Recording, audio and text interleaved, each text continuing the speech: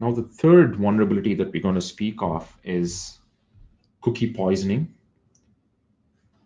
Cookie poisoning is a fairly interesting vulnerability as well, because in this case, often when we have users interacting with our system, what we'd like to do is establish continuity of interaction and make our web properties personal to them.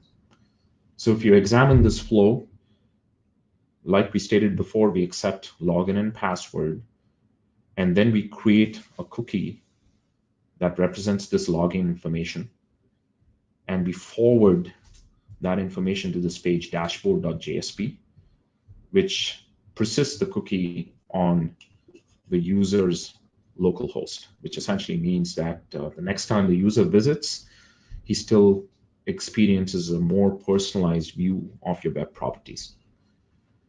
If we examine the highlighted areas of the code, it is evident that this piece of code is susceptible to cookie poisoning. Firstly, because we are placing a sensitive piece of data in plain text in the cookie without applying appropriate encryption or obfuscation or redaction. The other is, as we set forth properties on the cookie, we are not setting HTTP and secure attribute. With this, any attacker can conduct man in the middle, add additional malicious data, or override or conduct privilege escalation and take control of your application. So if these symptoms lead to cookie poisoning, how can we traverse the symptoms in the code and understand how to address this?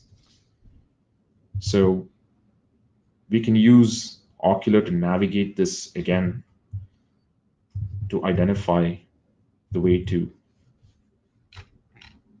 prevent this recipe from existing. So I'll quickly zoom in and give you a sense of how that recipe looks like. It's a very simple recipe where we are identifying all areas where the cookie is initialized, any add cookie function called, and any forward established from there on, and then conducting reachability.